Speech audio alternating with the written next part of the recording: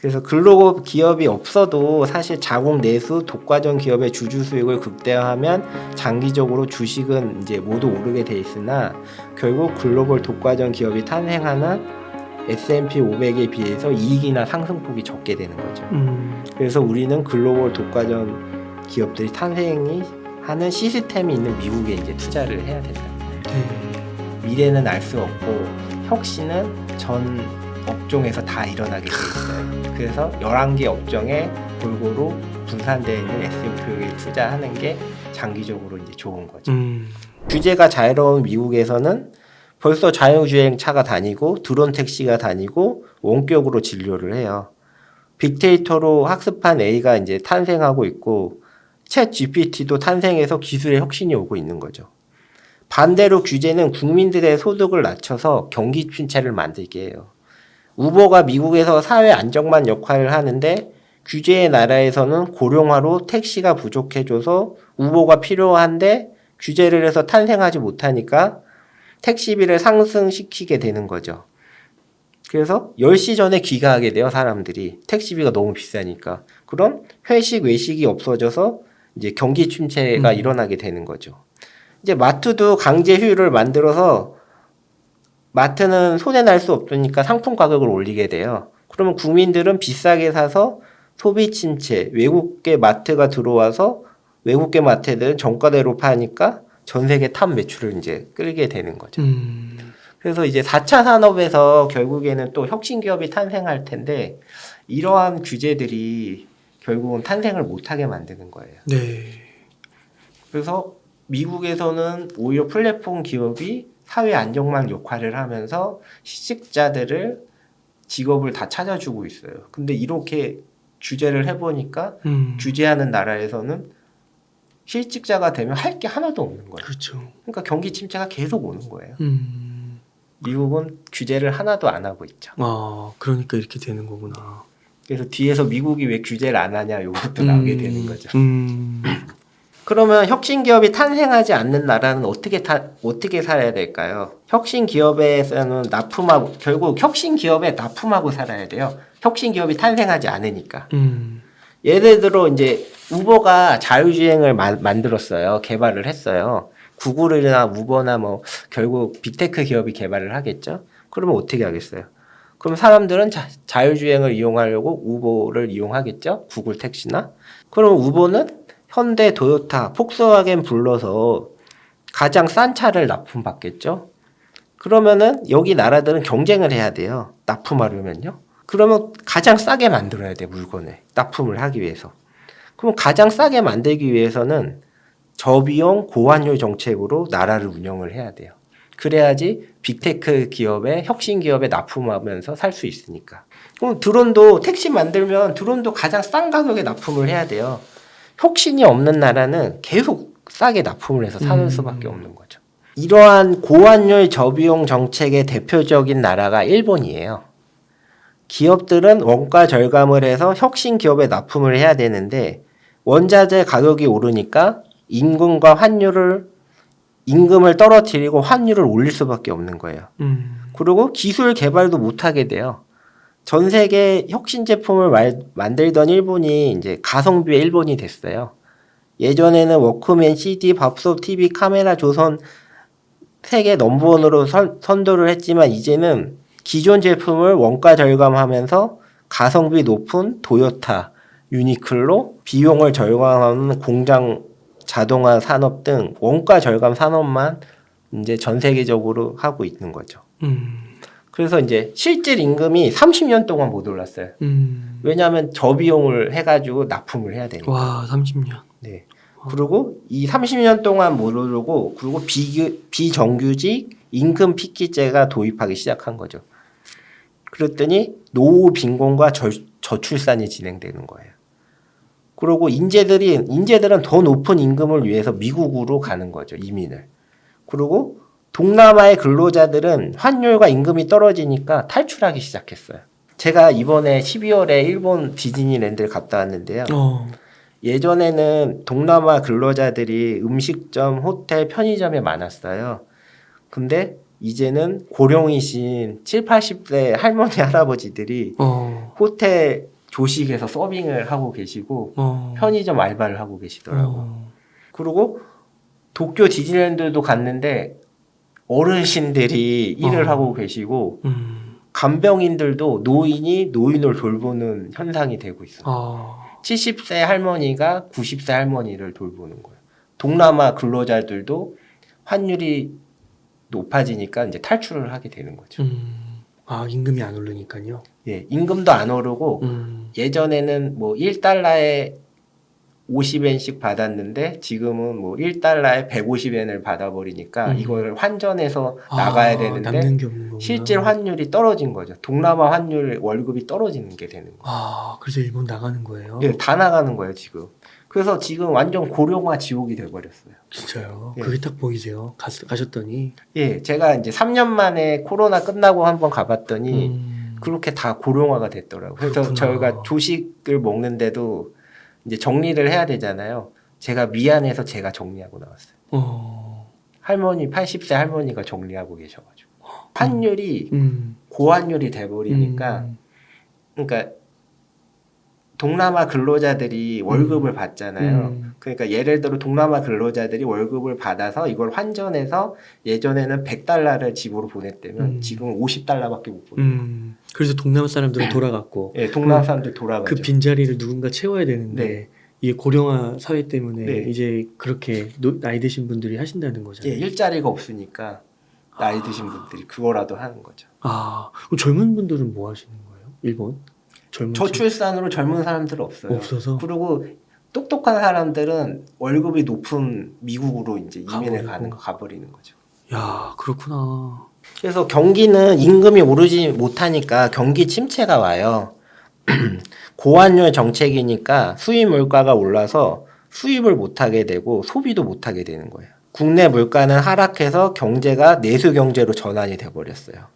그래서 일본에서 수입 맥주가 너무 비싸서 다들 일본 가면은 국내 맥주를 좋아해서 마시는 게 아니에요. 국내 맥주가 싸니까 국내 맥주를 마시는 거예요. 그렇게 하다 보니까 경제는 계속 내수만 되는 거죠. 그리고 해외여행도 고환율로 해외여행이 너무 비싸니까 물가가 비싸서 나가지도 못해요. 그래서 국내는 계속 물가가 떨어지는 디플레이션이 이제 진행되는 거예요. 임금이 안 올라 버리니까. 그래서 자연히 주식이나 부동산 가격은 이제 하락하게 되는 거죠. 그럼 다시 계속 경기 침체가 일어나는 거예요. 그래서 정부는 결국 인근과 경기 침체로 세금 확보가 어려우니까 세금을 올리고 모든 소득에 대해서 세금, 건강보험료, 사회보장보험을 올리게 돼요. 그러면 자연히 국민들은 또 쓸 돈이 부족해져요. 그래서 다시 이제 또 경기 침체가 오는 거죠. 그런데 정부는 또 다시 경기를 이제 또 부양을 해야 되잖아요. 경기 침체가 오니까. 근데 여기서 할 수 있는 게 부동산밖에 없어요. 산업은 저비용 고환율 정책으로 가야 하니까 부양을 못 해요. 그래서 부동산에 붙는 세금을 없애주는 거예요. 부양을 하려고. 양도소득세, 보유세, 취득세 면제를 해줘요. 그러면 세금이 무서운 부자들이 부동산을 다시 대거 사들이게 되는 거죠. 부동산 가격이 오르니까 경기가 좋아지는 것 같지만 결국 부동산 가격만 올라요. 그리고 출산율은 떨어지게 되는 거죠. 저출산, 인구 소멸로 가는 거예요. 이게 생각해보면 부동산으로 부양책 쓰는 나라는 한국, 중국, 일본밖에 없어요. 결과는 출산율을 최악으로 가고 인구 소멸로 가고 있는 거죠. 아, 왜 일본 얘기가 우리나라 얘기 같죠? 들으면 들을수록 우리나라의 미래 같기도 하고. 우리나라도 이제 점점 진행되고 있는 거예요. 사실. 여기서 빨리 벗어나야 돼요. 동물들도 키워보면 아는데 이제 둥지가 있어야 애를 낳거든요. 사람들도 같아요. 이걸 계속 반복해요. 부동산밖에 부양책이 없으니까. 그러다 보면 보통 대부분의 사람들은 고점에 물리게 되죠. 투기꾼들만 돈을 벌어요. 개인들은 잘못 사면 고점에 물리니까 몇 억씩 물리게 되잖아요. 그러면 10년치 연봉을 손에 나게 되는 상황이니까. 이번에 그렇잖아요. 예, 어쩔 수 없이 부동산 공부만 하는 거예요. 다른 나라는 자율주행, 인공지능, 빅데이터 연구하는데 우리나라는 부동산 연구만 하는 거예요. 어떻게 저점 잡을까만 보는 거죠. 그러면 전 국민이 공인중개사가 되는 거예요. 부동산 전문가가 되고. 그렇구나. 그러다가 이제 이 몇 번 사이클이 계속 반복되잖아요. 그러면 국민들이 이제 포기하게 돼요. 안 된다고. 예, 이제 안 된다는 걸 알게 돼요. 계속 고점에 물리게 되니까. 아무리 부양책을 써도 안 돼요. 그래서 아무리 부동산으로 부양을 해도 안 속는 거예요. 일본 사람들은. 와. 그래서 지금의 이제 일본 상태가 되는 거죠. 야, 그렇구나. 이게 구조적으로 더 큰 배경에 이런 게 숨어 있는 거군요. 그렇죠. 결국 혁신 기업이 탄생하지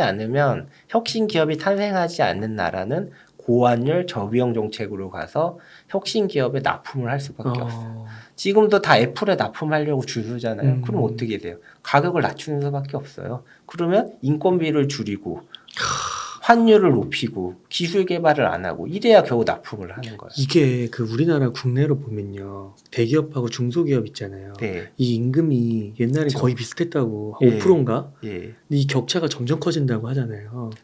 점점 커지는데 우리나라 대기업도 결국은 애플, 테슬라에다 그렇죠. 납품을 해야 되잖아요. 그러니까 글로벌로 네. 보면 그거랑 똑같다는 예. 거잖아요. 한중일이 싸우고 있는 거예요. 그것만 납품을 하려고.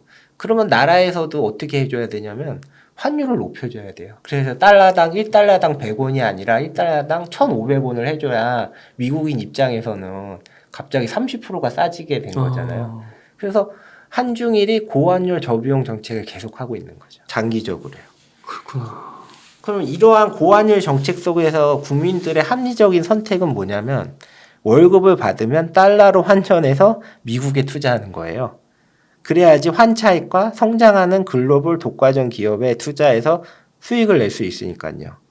일본의 엔화는 대다수의 국민들이 이제 일본 사람들이 엔화가 위험하다고 생각되는 순간 무너질 거예요. 이미 일본 청년들은 일본 주식보다 미국 주식을 더 많이 투자하고 있고요.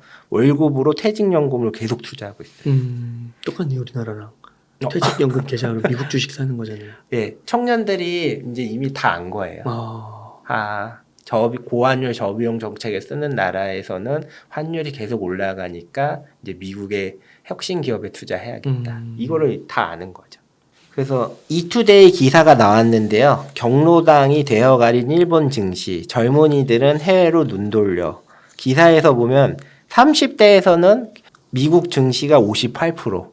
이미 일본 증시보다 30대에서 미국 증시를 더 많이 투자하고 있어요. 아, 그렇구나. 그리고 20에서 40대는 미국 증시 비율이 40%가 넘어요. 이미 일본에서는 엔화를 믿지 못해서 경제적으로 이민 가는 일본인들이 많이 생겨나고 있는 거죠. 사는 건 일본인데 네. 투자는 미국에. 투자는 미국에 하는 거죠. 엔화가 계속 올라가니까. 그러니까 달러로 빨리 환전을 해야 되는 거죠. 야, 이게 약간 그 레바논이나 막 이런 데서 아르헨티나 이런 데서는 예. 비트코인 산다고 하잖아요. 예, 자신의 그쵸. 자국 화폐를 못 믿고 네. 비트코인 달러 산다고. 네. 진짜 극단적으로 가면 이제 그런 현상이 벌어지는. 월급 받으면 바로 그냥 바꿔버리고. 예, 이게 추세가 형성되기 시작을 했다고 볼 수 있어요. 어. 벌써 58%가 사니까요. 근데 이 환율은 어느 순간 오게 돼요. 우리가 예측할 수 없어요. 일본 국민들이 엔화가 위험하다. 그러면 어느 순간 엔화는 폭락하게 돼버려요. 환율이 확 올라가 버려요. 그 엔화 이번에도 가치가. 한국도 보면요. 네. 1200까지 왔다 금방 또 1300원 진짜 한 달도 안 돼가지고 금방 가고 그러는 것 같아요. 예, 물론 좀 다른 맥락이긴 할 수도 있겠지만. 네, 그것도 위험한 게 일본이랑 동조화돼 버렸어요. 지금까지는 차별화되다가 이번에 동조화돼 버렸어요. 그렇구나. 그래서 일본의 고환율 정책 보시면은 2011년에 1달러당 75엔 하던 환율이 2022년 10월에 1달러당 147엔까지 오르게 돼요. 10년 사이에 엔화가 거의 2배가 올라버린 거죠. 그러니 이제 투자 자산들이 계속 탈출을 하게 되는 거예요. 일본이 이렇게 고환율 저비용 정책을 계속 쓰고 있는 거예요. 그러면은 결국 한국, 중국 다 경쟁해야 되잖아요. 그러면은 따라갈 수밖에 없는 거죠. 그래서 한국의 산업도 고환율 저비용 정책으로 장기적으로 떨어지고 있는데요. 90년대에 1달러당 800원이었는데 2020년대에는 1200원으로 오르죠. 2022년에 일본 엔화와 동조화 현상을 보이게 돼요. 22년에 일본의 엔화가 폭락하자 같이 원화 가격이 폭락해버린 거예요. 그러니까 한국도 사실은 여기 고정 환율이에요. 800원대였죠. 800원에서 이제 IMF 때문에 이제 1,700원, 800원까지 올라가 버린 거예요. 그러다가 다시 내려오고 다시 금융위기 때 올라가고 그리고 다시 이 1,200원대에서 있다가 여기서 갑자기 일본이랑 동조화 현상이 일어나 버린 거예요. 그러니까 한국도 결국은 고환율 정책을 쓰고는 있어요. 800원에서 이렇게 계속 오르잖아요. 결국 네. 저점이. 그래서 환율의 원화도 계속 오르는 거죠. 어쨌든 그 혁신 기업에 납품을 해야 되는 거니까. 그래서 한국 산업 구조도 고환율 저비용 정책으로 계속 간다면 엔화가 10년 사이 2배 오른 것처럼 한국도 10년 사이에 2배가 올라서 2,000원을 돌파할 걸로 보고 있는 거죠. 왜냐하면 일본 부품과 경쟁해야 돼요. 배터리 이제 일본에서는 TSMC에서 반도체 만든다고 하니까 또 경쟁을 해야 되는 거죠. 그러면 일본이랑 이제 따라갈 수밖에 없어요. 근데 이제 원화도 환율이라는 게 예측은 불가능한데 추세가 정해져 버리면 어느 순간 환율이 올라가 있어서 대비하기가 어려워요. 그래서 항상 이제 달러로 S&P 500에 투자하고 있어야 된다는 거예요. 그렇구나. 10년 안에 2,000원도 갈 수 있다고 볼 수도 있어요. 왜냐하면 일본이 그렇게 갔기 때문에 한국도 결국 일본 부품과 경쟁을 하려면 그렇죠. 똑같은 자리에 있어야 되니까 같이 올라가는 거죠. 그리고 지금까지는 그런 게 없었다가 2022년에 일본과 엔화와 동조화 현상이 일어났어요. 이게 이제 트리거가 될 거라고 보고 있는 거죠. 아, 그렇구나. 와, 좀 무시무시한데요, 이게. 와. 그러니까 단기간에 간다는 건 아니고요. 10년 뭐 이렇게 길게 간다는 거죠. 10년이면은 이제 1년에 5%씩 가치가 떨어지면서 가는 거니까 갈 수도 있다는 거예요. 근데 이게 한국은 네. 사실 내수도 너무 작잖아요. 일본도 처음에 내수가 작았어요. 근데 고환율 저비용 정책을 쓰다 보니까 수입 물품들이 너무 비싸진 거예요. 그러더니 수입 물품을 안 사기 시작했어요. 그러더니 경제가 내수 경제가 돼버려요. 우리나라도 환율이 1,000원에서 2,000원 오르잖아요. 그러면 지금 수입 맥주, 양주 뭐 다 먹잖아요. 근데 이제 가격이 2배가 올라가는 거예요. 3만 원 하던 게 6만 원이 돼버리는 거예요. 맥주도 한 잔에 10,000원 하던 게 2, 3만 원이 돼버리는 거예요. 안 먹겠죠? 그러면 카스나 뭐 국내 맥주를 먹을 거 아니에요? 그러면 이제 내수 경기로 변하는 거죠. 근데 내수인데 또 우리나라 인구도 적잖아요. 일본보다. 그래서 이제 경기 침체가 오면은 심각하다는 거죠. 그래서 정부에서도 벌써 경기 침체를 인식하고 있어요. 그래서 이제 부양책을 오늘 신문 보니까 내수 부양책을 경기 침체 막기 위해서 내수 부양책을 써라 이렇게 하더라고요. 그래서 정부도 결국 알고 있는 거죠. 네, 그렇구나. 그러니까요. 무역도 물론 앞으로 회복이 될 수도 있겠지만 지금 현재로는 뭐 몇 년 만에 최악이라고 그거 하고 막 그러더라고요. 네, 이게 회복돼도 결국 빅테크 기업에 납품을 해야 되는 거니까 또 싸워야 돼요. 한중일 부품 가지고. 그러니까 이게 무역이 회복되더라도 큰 수익을 낼 수가 없는 거예요. 결국 큰 수익은 다 혁신 기업이 다 가져가게 되는 거죠. 근데 또 그 혁신 기업에서는 사회 안전망 역할을 또 하는 거고. 네. 야, 기가 막히네요, 미국은. 이걸 네. 진짜 만약 전략적으로 이걸 짰다고 하면 천재적인 머리 같은데요. 이게 이제 뒤에서도 나오니까 이제 미국은 이제 다민족 국가라서 규제를 하기가 어려워요. 우리는 한민족이니까 우리 지켜야 돼 이러면서 규제를 자국 산업을 보호하고 규제를 하지만 미국은 다민족 국가, 다인종이기 때문에 규제를 하기가 어려워요. 그래가지고 새로운 게 이제 계속 탄생하게 되는 거예요. 그렇구나. 그리고 여담이지만 일본이 사교육이 정말 심했어요. 우리나라보다 더 심해졌어요. 도쿄대 보내려고. 네, 도쿄대 보내려고 학원부터 난리 났죠. 근데 고환율 저비용 정책을 쓰면서 실질 임금이 하락을 하게 되니까 학원 보낼 돈이 없는 거예요. 그래서 그런 거예요. 네, 그래서 학원을 보낼 수가 없어요, 일본에서. 먹고 살기도 힘드니까. 그렇구나. 그러니까 이제 학원을 다 안 보내게 되는 거예요. 그리고 내수 경제로 다 바뀌는 거죠. 그렇구나. 네.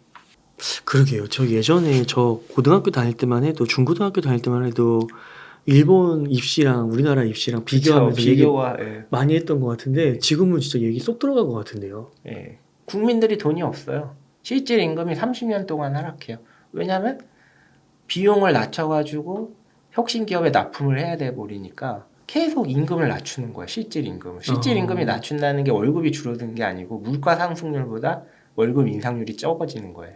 그러니까 점점 쪼돌리는 거죠, 가정들이. 그래서 제가 투자해서 살아남을 수밖에 없다. 월급은 줄어들고 투자를 해야 결국 같은 과실을 우리가 먹을 수 있기 때문에 혁신 기업에 투자해야 된다는 거죠. 결국. 미국의 혁신 기업이 몰려 있는 네, 대표적으로 S&P 500. 네, 그렇죠. 네. 거기 왜 S&P 500에 투자하는 거는 이제 1, 2부 영상을 지난 보시면 영상. 예, 거기 잘 참고가 되어 있어요. 네, 맞아요. 글로벌 독과점 기업들이 예, 모든 분야에 있어서 다 예, 포진력. 탄생하는 나라. 그래서 미국이 이제 어떻게 탄생하냐는 문제 볼게요. 네. 미국은 이제 이민자의 나라예요. 이제 영국인들이 이민 와서 붉은 깃발법 하자고 할 거 아니에요. 그럼 다른 국가들이 무슨 말이야 하겠죠. 미국에서는 이제 고민을 하겠죠. 이민자들은 모든 주장을 담아야 해요. 그래야지 표가 안 떨어지니까. 그래서 규제가 네거티브 규제가 되는 거예요. 예를 들어 도로에서는 사람 빼고 다 다녀. 이렇게 돼버리면 마차도 다니고 차도 다니고 무인차도 다니고 다 다니는 거예요. 규제가 없어지는 거죠. 그러니까 인재들이 만들고 실험해보고 부자가 되고 싶잖아요. 그러니까 인재들이 뭘 만들고 실험해보고 싶으면 미국으로 가는 거예요. 그럼 미국으로 가서 혁신 기업이 탄생하게 되고 혁신 기업이 글로벌 독과점 기업이 탄생되는 거죠. 규제가 없으니까 자율주행 차가 도로도 다니고 드론으로 택배도 보내고 원격 진료도 하고 우버와 이츠, 에어비앤비 플랫폼으로도 언제든지 일자리를 얻을 수 있으니까 경기가 좋아질 수밖에 없는 상황이 되어버리는 거죠. 그래서 이게 다민족, 다인종 국가에서의 규제들이 작아요, 굉장히. 왜냐하면 다양한 소리를 들어야 하기 때문에 법이 네거티브가 돼버리는 거예요. 그래서 도로에서는 사람 빼고 다 다녀 이런 거고 우리나라 법률은 이제 한민족이니까 우리 자국 산업을 보호해야 되니까 한중에 다 한민족이니까 자국 산업을 보호해야 되니까 도로는 차만 다닐 수 있어. 포지티브 규제로 바뀌고. 그러면 이제 똑같이 지금 원자재 가격이 오르고 있잖아요. 네. 그러면 혁신 기업들은 이제 한중일을 불러요. 누가 더 싸게 납품할래 하면서 원자재 가격을 부품 소재 업체한테 이제 미루게 되는 거죠. 그러면 상품 가격은 인플레이션만큼 올려서 최대한 수익을 내고 돈이 많아지니까 기술 개발, 인재들의 모아서 임금을 올려주게 되는 거죠. 임금이 올리니까 전 세계 인재들이 다시 모여서 또 혁신 기업이 탄생하게 되는 거죠. 경기는 좋아져서 환율이 낮아지니까 수입 물가가 낮아지고 저물가로 근로자들의 넉넉한 삶을 살면서 주식과 부동산에 이제 투자하게 되는 거예요. 정부는 또 세금이 많으니까 국민들 복지를 높이고 높은 출산, 풍요로운 노후를 보내죠. 그리고 국민들은 글로벌 독과점 기업에 투자해서 혁신 기업들과 이제 함께 성장하게 되는 거예요. 그래서 우리는 이제 이런 곳에 투자를 해야 된다는 거죠. 핀란드의 이제 노키아 피처폰이 이제 스마트폰에 무너지면서 핀란드 경제가 무너질 것 같지만 중소형 혁신 기업이 탄생하면서 핀란드의 노키아가 없어져도 거의 70-80%를 회복했어요. 여전히 강하죠, 핀란드의 경제가. 노키아들의 인재들이 다른 산업으로 들어가 발전시키고 창업을 하게 된 거죠. 이 코닥 필름도 결국 디지털 카메라에 무너졌지만 인재들이 다른 곳에 가서 창업에 성공한 케이스가 많이 나타나고 있어요. 이처럼 정부가 진출입로를 잘 만들어 놓은 거예요. 반면에 이제 일본 기업들 가능할까요? 일본에 우버가 들어오니까 막았죠. 그리고 택시만 가능하게 했어요. 이거는 이제 그냥 택시 콜 서비스죠. 그러니까 진정한 우버는 아니에요. 기득권들을 위한 규제로 다 막아버리니까 대기업이 망해도 흘러갈 데가 없는 거예요. 혁신 기업이 탄생해야 나라가 성장하는데 이거를 다 규제로 막아버린 거죠. 그래서 일본이 지금 못 일어나는 이유가 이러한 거예요. 일자리 성장 다 혁신 기업에서 탄생하는데 진출입로를 막아버리니까 전기차도 가장 늦게 어쩔 수 없이 하고 있죠. 기존 가솔린 자동차 시장이 없어질까봐 못하고 있다가 이제 겨우 전기차 진행하고 있는 거예요. 반면에 미국은 기존 산업을 파괴하면서 성장했어요. 기존의 피처폰을 파괴하고 스마트폰으로 성장한 애플도 있고요. 기존 검색 엔진을 파괴하고 검색으로 성장한 구글, 도스 운영 체계를 파괴하고 윈도우로 성장하는 마이크로소프트, 기존 가솔린 자동차 시장을 파괴하고 성장한 전기차 테슬라 등이 있죠. 그러니까 기존 시장의 인재들이 신산업으로 이동하면서 언제든지 진출하고 경쟁할 수 있는 환경을 만들어서 혁신 기업을 탄생시키는 거예요. 아, 그렇구나. 근데 이 이론이 나온 게 1910년 슌페터의 창조적 파괴예요. 이게 113년 더 된 얘기예요. 이때 유럽이 성장을 못했는데요. 왜 성장을 못한가 했더니 슌페터가 분석해가지고 이제 발표한 이론인 거예요. 혁신 기술이 경제를 성장시키고 기업가가 혁신의 주체라 보는데 현대 사회에서 대부분의 나라는 정부에서 자국 산업을 보호하기 위해서 진입을 못하게 규제로 막고 있는 거예요. 이게 슌페터가 지금 태어났으면 이제 상상도 못했을 일인 거죠. 규제로 경제 성장과 혁신을 막고 있는 거예요. 근데 이 막고 있는 나라는 113년 뒤처진 거예요. 그때 당시에도 이런 이론이 나왔는데 지금 막고 있는 거죠. 그런데 미국은 이민자의 나라잖아요. 그러니까 다양한 민족과 인종이 살다 보니까 어느 한 민족과 인종을 위해서 규제를 할 수가 없는 거예요. 정치인들이 규제를 하면 이제 표를 잇는 거죠. 다른 민족이나. 그렇구나. 그래서 어쩔 수 없이 최소한의 규제를 운영해야 되고 잘못에 대해서는 강하게 책임을 지게 만드니까 혁신 기업이 계속 탄생하는 이제 시스템이 완성되어 버린 거죠. 그러니까 이게 민족과 인종에 다양하다 보니까 이렇게 이제 태어나게 되는 거죠. 그래서 우리도 이제 투자는 이렇게 규제가 없고 다양한 산업 인재들이 모이는 곳에 투자를 하면 자연히 혁신 기업이 탄생하게 되고 혁신 기업이 글로벌 독과점 기업이 되는 거서 투자가 되는 거죠. 아, 그렇군요. 야, 그렇구나. 이거 우리나라도 이렇게 보면은 뭐 우버라든지 우버가 아니더라도 이렇게 비슷한 것들 들어오면 규제하고 기존 네, 택시 맞죠. 산업하고 막는데 다시 생각해 보게 되는데요. 네, 저는 이제 열어야 된다고 생각을 하는 하시는 거예요. 거고. 그래야지 이제 사회 안정망 역할을 해서 실직을 하더라도 우버로 재취업이 돼가지고 또 도전을 하게 만들어주는 거고, 그리고 구산업이 노키아가 무너져도 이 인재들이 신산업으로 들어가서 진출입로를 열어줘야지 신산업으로 우버 같은 걸로 들어가갖고 우버를 더 발전시키게 되는 거고. 그리고 우버 같은 거를 이제 만드는 거예요, 우리나라도. 그리고 동남아로 진출하는 거죠. 그러면은 우리나라가 이제 자동차 기업들 불러 모아놓고 누가 더 싸게 납품할래 할 수 있는 거죠. 그렇죠. 그래서 규제를 열어놓는 게 제일 중요한 거죠. 그러니까 에어비앤비 같은 것도 이게 숙박업소 등록 이런 걸로 규제가 많은 걸로 알고 있는데. 그렇죠. 에고 비행비도 이제 내고 자국인은 이용 못 하잖아요. 그러니까는 결국 호텔 가격이 오르게 돼 있는 거죠. 아, 그래서 자국민들은 더 비싼 호텔비를 지불을 하게 되는 거죠. 아, 그러네요. 이게 만약에 풀어지고 내국인도 이용 가능하면 진짜 또 새로운 판이 벌어질 것 같은데. 네, 호텔 가격도 떨어지고 더 많은 여행을 다니는 거죠. 그러네요. 제가 동남아 여행도 몇 번 갔는데 처음에 갈 때는 이제 택시를 타게 되잖아요. 그러면 택시 아저씨들이 또 뭐 다 그런 건 아니지만 막 더 달라고 그러고 미터기 좀 조작해가지고 이제 2, 3만 원 더 먹고 이러면 또 제가 그거는 좀 어려우니까 또 그 호텔 지배인 불러갖고 또 얘기하고 그러면 2시간 금방 가요. 그러면 이제 안 타요. 택시를 안 타고 그냥 대중교통을 이용하는데 이제 동남아 가면 그램이 있어요. 그램이 딱 우버처럼 금액만 딱 받아요. 팁도 안 받고. 그러면 저는 그램만 타고 다녀요. 새로운 시장이 열리는 거죠. 그렇구나. 그러니까 우버나 그램이 기존 택시 산업을 점령하는 게 아니라 새로운 시장을 열어주는 거예요. 외국인들이 편하게 탈 수 있는 거죠.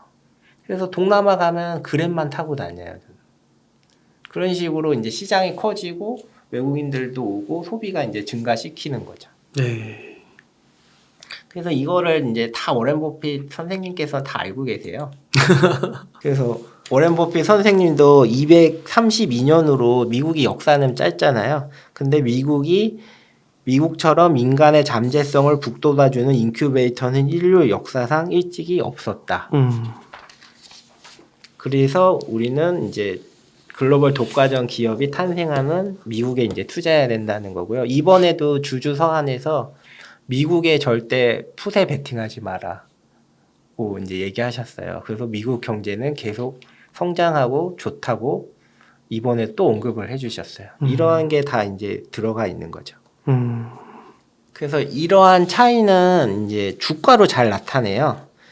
2009년에 금융위기 이후 혁신 기업이 이제 탄생하게 된 이후의 주가를 살펴보면 S&P 500은 393%, 니케이는 243%, 코스피는 109% 상승하고 있어요. 이게 이제 그냥 지수만 투자한 거고 이제 배당을 재투자한 수익률은 아니에요. 단순 지수 수익률 분석이에요. 그러니까 혁신 기업이 탄생할수록 이제 주가는 더 많이 오르게 돼 있죠. 근데 이제 일본은 여기서 잘 보면은 엔화가 가치를 하락시켰어요. 환율을 100% 올렸잖아요. 그래서 주가가 이제 100% 오른 거예요.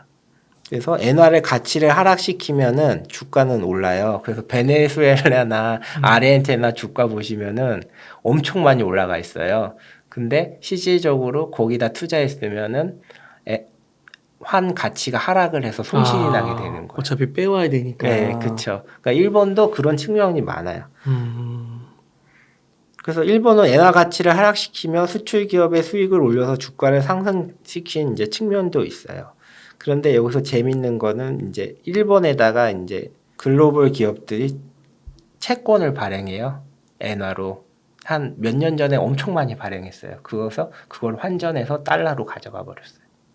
그리고 엔화가 100% 폭락해 버리니까 50% 수익을 얻은 거죠. 워렌 버핏도 일본에 투자하고 그런 식으로 많은 기업들이 사무라이 펀드라고 해가지고 일본 엔화로 채권을 많이 발행해가지고 달러로 가져가 놓고 나중에 10년, 20년 뒤에 다시 엔화로 바꿔서 갚으면은 50% 수익이 나요. 야, 그렇구나.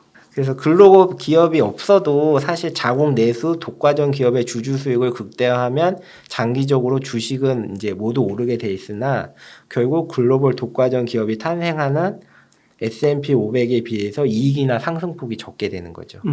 그래서 우리는 글로벌 독과점 기업들이 탄생이 하는 시스템이 있는 미국에 이제 투자를 해야 된다는 거예요. 네. 그거 하나만 여쭤볼게요. 여기서 1, 2편 영상을 못 네. 보신 분들이 그 영상을 또 보면 좋긴 한데 네. 분명히 질문 나오는 게 네. 왜 S&P 500만이냐 네. 나스닥 100은 안 되냐 예. 그 얘기 꼭 나올 거거든요. 그러니까 이제 우리는 이제 미래를 예측할 수 없잖아요. 그 예측하면 분명히 엄청 대박을 칠 거예요. 근데 이제 나스닥은 11개 업종이 골고루 분포되어 있는 게 아니라 바이오, IT만 이제 분포가 많이 돼 있어요. 비중이. 은행도 없고요. 그러니까 지금 2020년도 와서 IT 바이오가 많이 올라서 나스닥이 올라간 측면이 있는 거지. 다양한 11개 업종에 잘 분산된 S&P 500이 수익률이 낮아요. 나스닥보다. 근데 우리가 앞으로 바이오, IT만 오를 것 같다 하면은 미래를 예측하게 되는 거고 거기다가 이제 테마 ETF를 선택하게 되는 거죠. 그러면 수익률이 높잖아요. 그러니까 결국 나스닥에 투자한다는 거는 앞으로 IT랑 바이오가 더 올라간다에 투자하는 거랑 비슷해요. 근데 미래는 알 수 없고 혁신은 전 업종에서 다 일어나게 돼 있어요. 그래서 11개 업종에 골고루 분산되어 있는 S&P에 투자하는 게 장기적으로 이제 좋은 거죠. 반대로 이제 2030년 돼서는 IT랑 바이오가 무너져요. 그러면은 이제 나스닥은 이제 엄청 많이 하락하게 되는 거죠. 그래서 잘 분산된 포트폴리오가 중요한 거죠. 그래서 S&P 500을 추천드리고 있습니다. 네.